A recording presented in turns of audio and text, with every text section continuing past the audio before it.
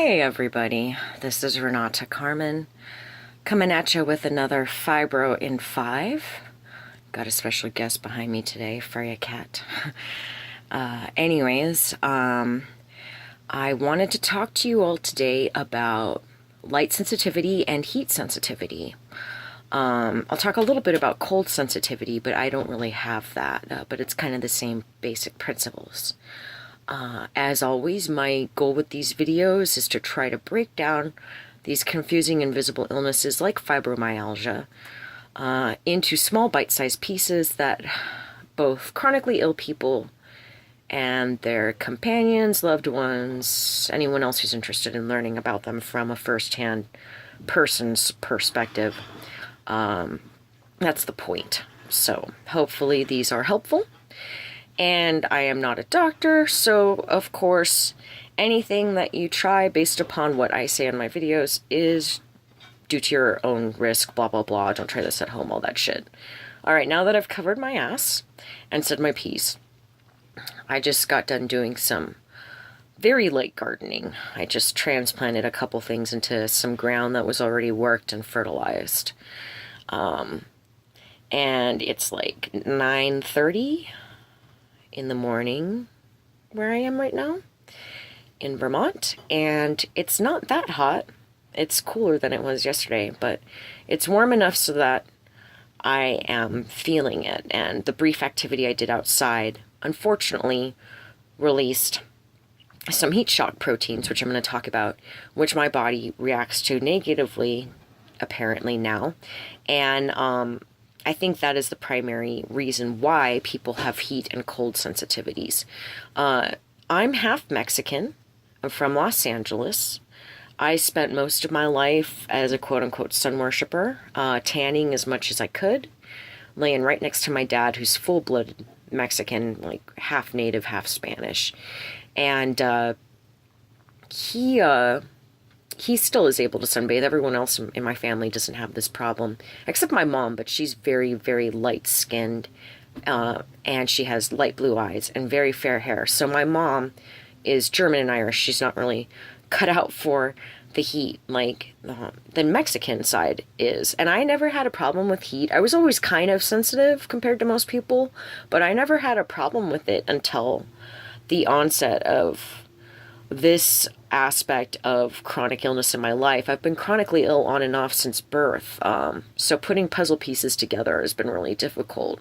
Diagnosed with fibromyalgia in 2014 after years of trying to figure stuff out, and after a period of very extreme good health, about 15 years of pretty good health. And then I started having really bad flare-ups, which I had forgotten I used to get as a kid. And I was no longer able to work, blah, blah, blah, blah. One of the biggest reasons why I am partly disabled is because I have a pretty extreme UV and heat sensitivity.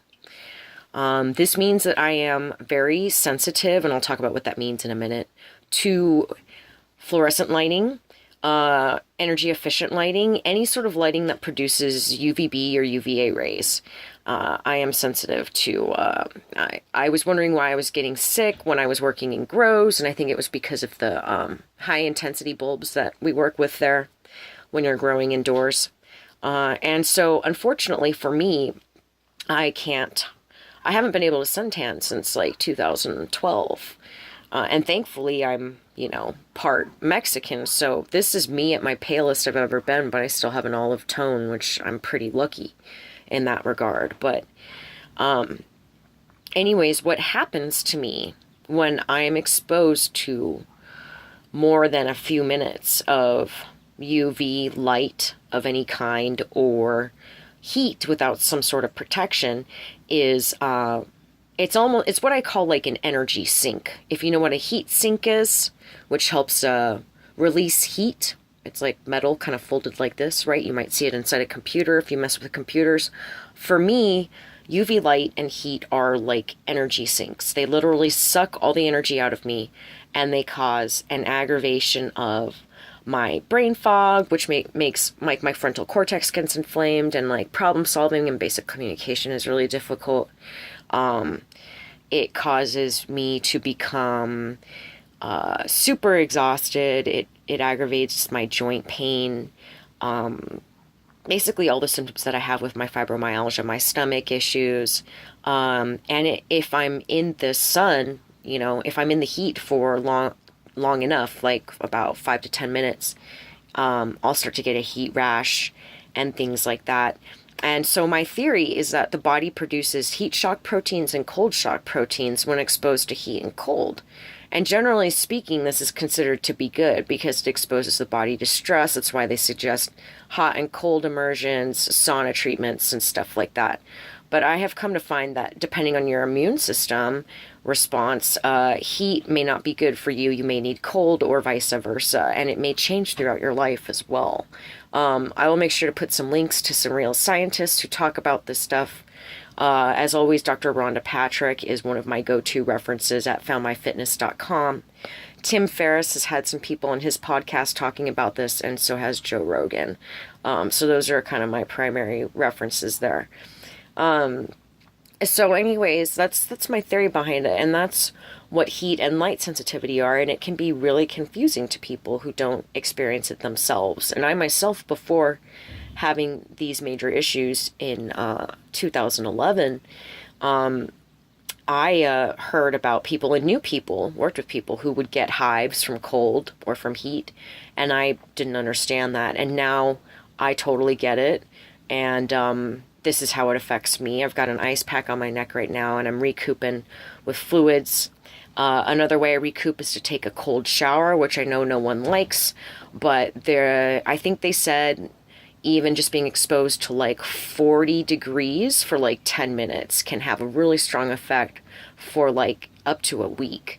So it's not like you have to do hardcore ice baths for like hours. You can start with little bits at a time. And again, they give really good breakdowns on the references that I mentioned about that in great detail. Wim Hof, known as the Iceman, is a really good dude to reference for cold immersion and cold therapy. So that is heat and UV sensitivity. In regards to fibromyalgia, in regards to my specific case. One must remember that these diseases manifest uniquely like a fingerprint in each person, and it varies from disease to disease and from person to person. Just because my fibro is this way doesn't mean yours is, and that's why I post these videos, just because none of us is as smart as all of us, and hopefully together we can try to figure out novel and more efficacious approaches to managing these illnesses, making the community aware so that we can minimize the isolation that we go through, and hopefully getting people with the power to do so interested in funding new ways of treating, managing, and diagnosing these diseases. So that's it for now. Renata Carmen, Fibro 5, signing off. As always, like I said, I'll put links below to stuff. If you like these videos and you want to support me in some way, you can check me out on Patreon, www.patreon.com / whatever, Renata Carmen.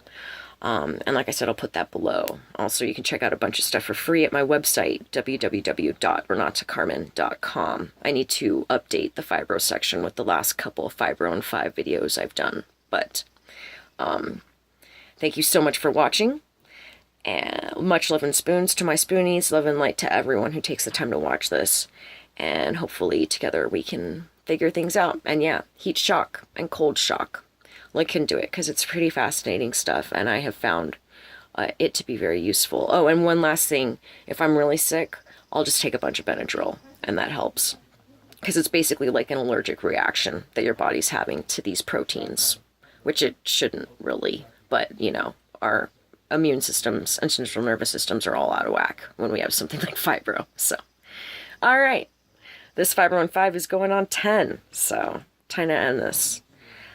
Thanks again, and much love. See you next time. Peace out.